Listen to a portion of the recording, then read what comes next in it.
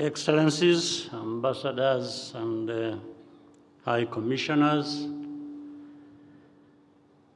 representatives of the international organizations, members of the Consular Corps, senior government officials, distinguished ladies and gentlemen. I hope you're having a good evening. It is, as always, a pleasure to have you here. What we have built together over many years and across different sectors with the country partners you represent and the different organizations is remarkable. Our collaboration and friendship have been vital to Rwanda's revival and development. We do not take this lightly, and I thank you for it. Nowadays, none of us can afford to be indifferent to geopolitical trends. Whether or not you believe that there was a rules-based international order, it is clear that changes are underway which will affect all of us. It is predictable that Rwanda, even as a small country, is caught up in the middle in its own way. One thing that has not changed, however, is that right and duty of every nation to ensure the safety of its borders and people. It is that duty that never changes. Rwanda is no exception. And yet, for reasons that continue to elude us, Rwanda is consistently asked to ignore threats to its security and compromise its national defense. The conflict in eastern DRC is not new. It's neither new nor is it too difficult to understand. It has been prolonged for decades due to neglect and complacency, notably by those with the power to make the biggest difference in resolving it. Rwanda's security concerns stem from the continued presence of the FDLR and its violent extremist ideology, which is the ideology of genocide. Unfortunately, that seems to have some backers in the region and beyond, under all kinds of guises.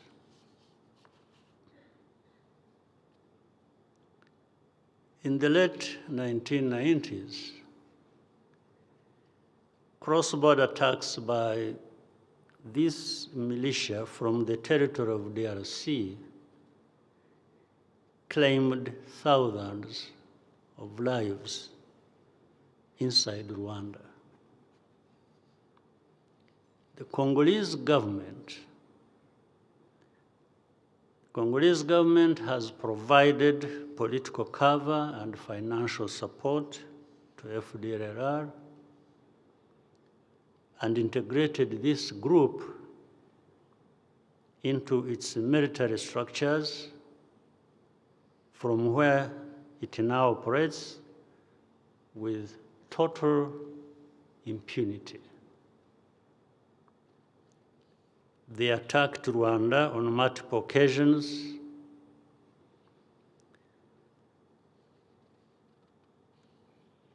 Some countries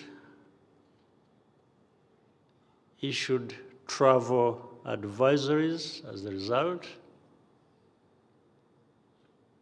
And lately, the son of the former leader of Rwanda, who led this country into genocide, and other close collaborators of his, have been visiting Kinshasa in order to deepen the alliance with FDLR, and they have more or less openly been welcomed there. We have consistently raised these issues in every relevant forum and directly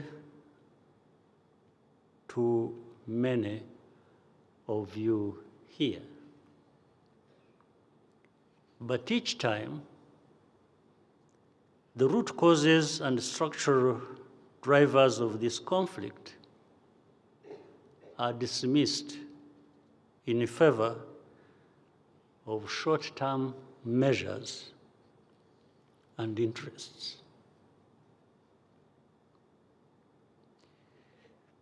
Rwanda, because of its history and its geography, requires defensive borders. Our defensive measures are aimed at this objective and nothing else. FDLR is far from being a spent force, as I have mentioned earlier. In fact, its genocide ideology has been spread to other armed groups, which also target Congolese Tutsi and other communities. By definition, a signed peace agreement should bind all parties equally, and implementation should follow the text. However, this has not been our experience. It's not the case.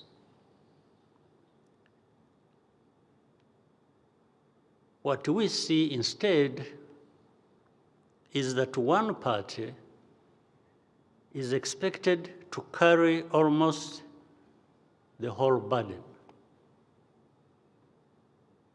For instance, the Washington Accords clearly set a ceasefire, acknowledged each party's security concerns, and laid out a roadmap for action. Yet, even as the discussions progressed, there was a visible and sustainable military buildup, followed by action in eastern DRC. Thousands of Burundian troops and government-affiliated militias consolidated offensive positions, imposed a blockade on civilian communities, and launched relentless ground and aerial strikes in South Kivu. The Congolese government's intent was to shift the balance through force outside the parameters of the ongoing peace negotiations. That is how the events in Uvira came to unfold. Rwanda has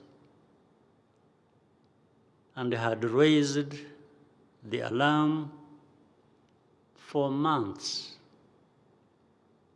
Yet, the aftermath was presented as a single-point narrative detached from the reality on the ground. The blame was, as we have come to expect, blamed and placed exclusively on Rwanda. This selective pressure has only emboldened the Congolese government and all its affiliated genocidal elements to resume military action. I'm not asking you to agree with every decision that Rwanda has made, but we do ask that you hold all parties to the same standard. As things stand, Rwanda faces an impossible choice to either tolerate the continued presence of the FDLR and its growing network of militias and allow them to grow closer to our border, or to defend ourselves and be condemned for it. The choice is therefore very clear.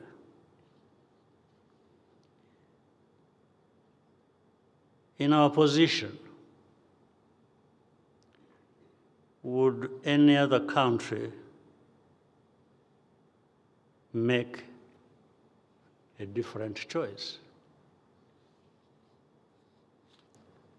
And any condemnation that comes, by the way, is a badge of honor for our security forces.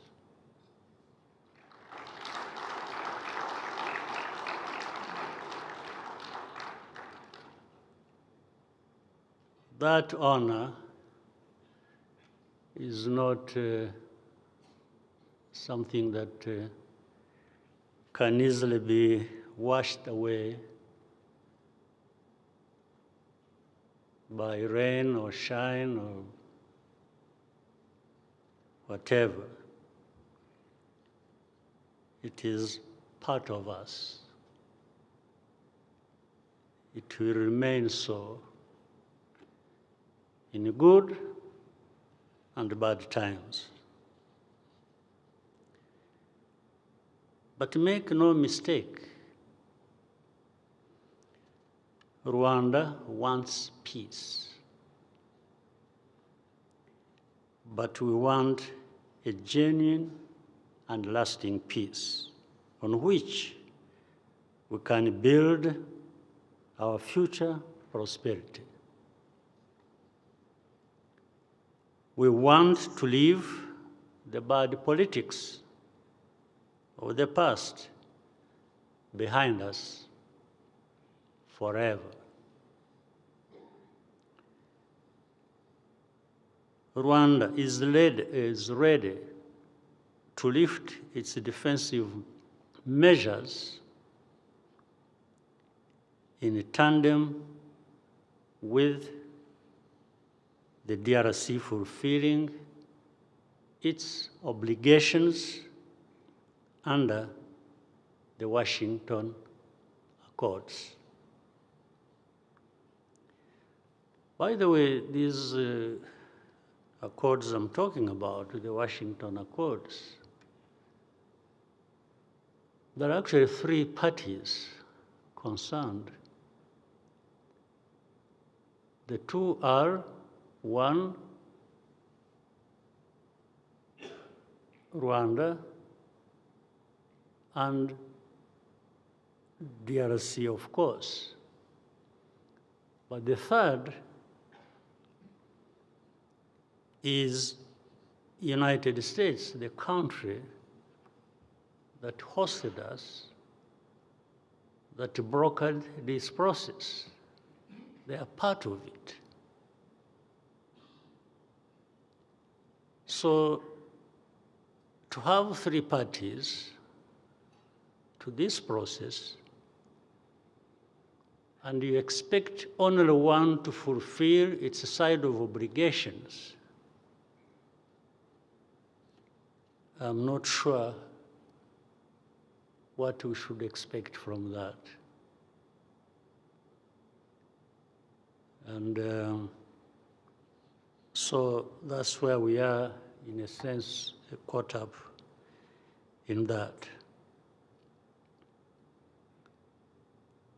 If fully implemented, this agreement will provide all parties the security that they need and they deserve, and lay the groundwork for mutually beneficial economic cooperation.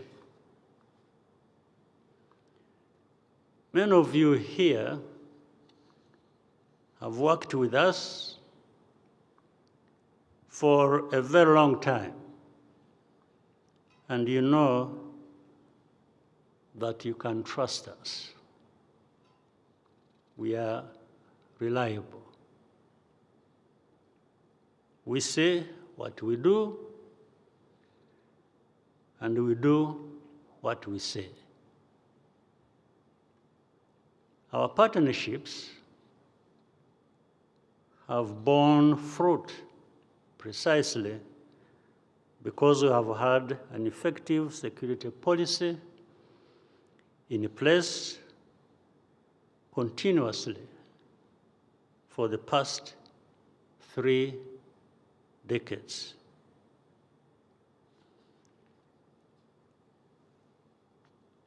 Rwanda is strong and strong enough in our own circumstances. And precisely because we consider ourselves vulnerable to ideologies of violence, of violent ethnic extremism, particularly when they benefit from direct or indirect state support. We have made a promise to ourselves to never go back to the dark days, that darkness. We can't go back. And that is not something we will waver from. Before I propose a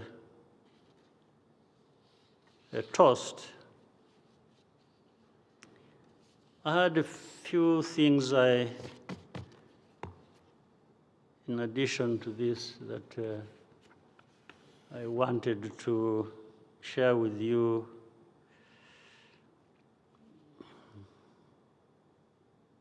Contextualizing further the sort of complication and dilemma we face in all this. And we also understand it in a much wider context of the world we live in. There is the world of the past, and kept changing over time, and the world keeps changing. And in many instances, unpredictably. But people have to stay the course for what they want to mean and do for themselves. And that's where Rwanda is. A couple of things.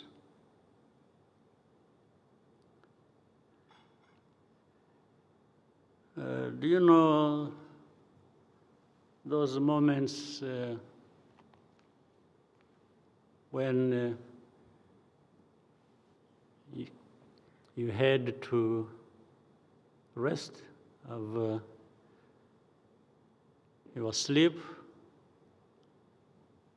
That moment in between when you are still awake and when the sleep is coming in, caught up in the middle. That space, some of us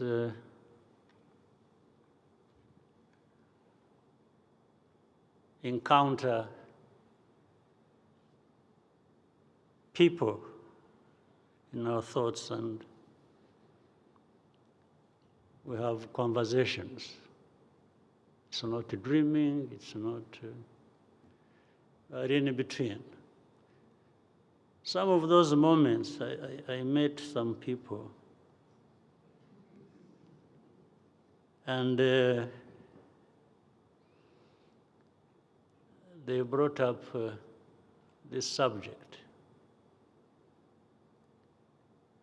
It was like, Paul, you are not Christian enough. Why? And that is supposed to, if I was Christian enough, it is supposed to solve my problems, because I'm not Christian enough in this person's mind, it is supposed to create problems for me. But I asked this person, I said, what is enough? How enough do you want me to be Christian? First, I'm called Paul. I think by that name, am I not Christian? Second, I told the person a bit of my story and history. That my parents were very good Christians. In fact, they used to share part of their limited wealth with the church. I'm supposed to be Catholic, side of Christianity. They gave a lot of their resources to the church. So I said, I'm called Paul. My parents were very close to the church, so I'm supposed to be Christian enough. And the person was not convinced. And I said, I'm also, much as I'm a Christian and you think it's not enough, I can't claim to be a preacher. You don't hold Bibles and move around teaching people, because that's God didn't assigned me a responsibility that is different from that. So, not being Christian enough has also caused me problems.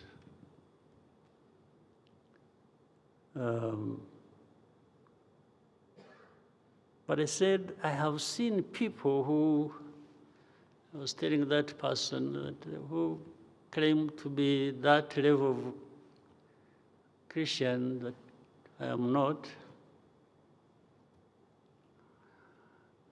In the morning, they're out there shouting and yelling and doing things. In the evening, they go visiting witch doctors. I said, how do the two go together? So in other words, I was telling this person that actually some of them also tell lies under the cover of what they claim to be. And they end up not being Christian enough as they thought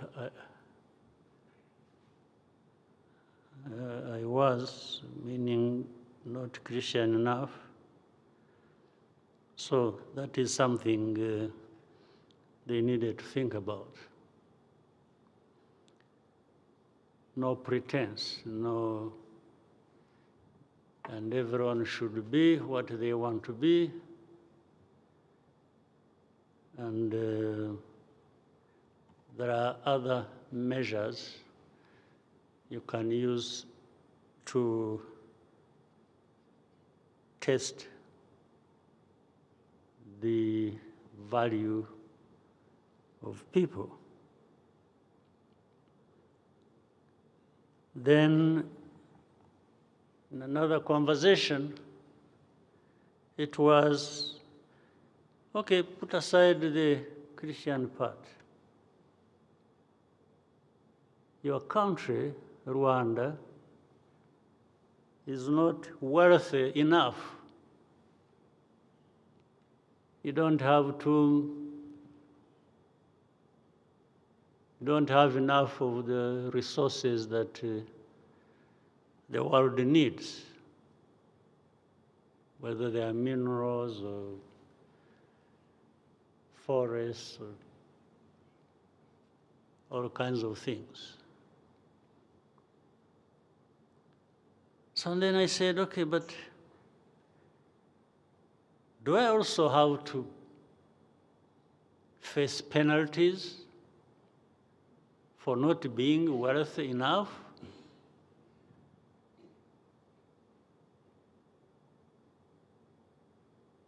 I said, what do people do to become wealthy that I didn't do,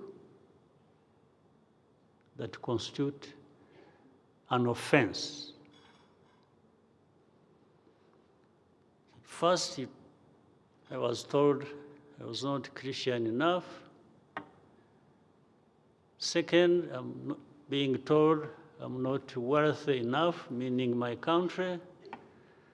So which means the combination of two should cause some of us problems. Should cause me as a person or Rwanda as a country problems in other people's judgment. But since when did these become criteria for people being right or wrong? Or to the point that you deserve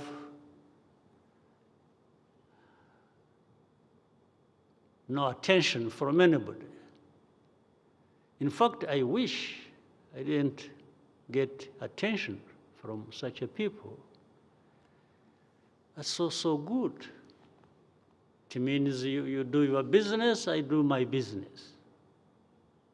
And I don't need that kind of attention. Nobody needs it. The kind of attention that reminds you that you're not this enough, you're not that enough. But that means you're paying attention to me. Maybe the less attention you pay, the better for me and maybe for you, because why should you waste your time thinking about me?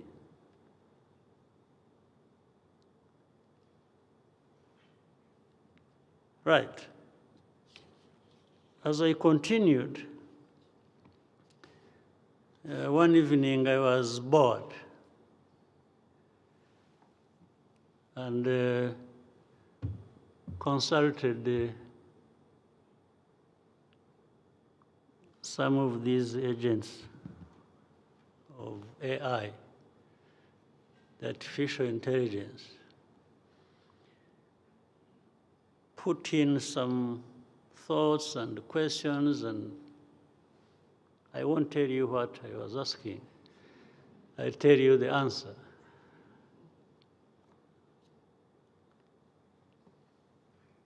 Given what I was asking, and the answer came out as, let me read it for you. In the jungle, a lion king coveted a plush deer, grazing unaware. The deer, blinded by sweet grass, didn't see the jaws closing in. Meanwhile, a wise old tortoise stood tall, accused of eating the king's crops. Crops the king knew were devoured by his own pride. The deer fell to the king's greed. The tortoise shoulders burdened, faced the hungry shadows dignified. The jungle whispered. One met the king's desire, the other his blame. That's where we are, but we will have our shoulders burdened and remain dignified. Thank you.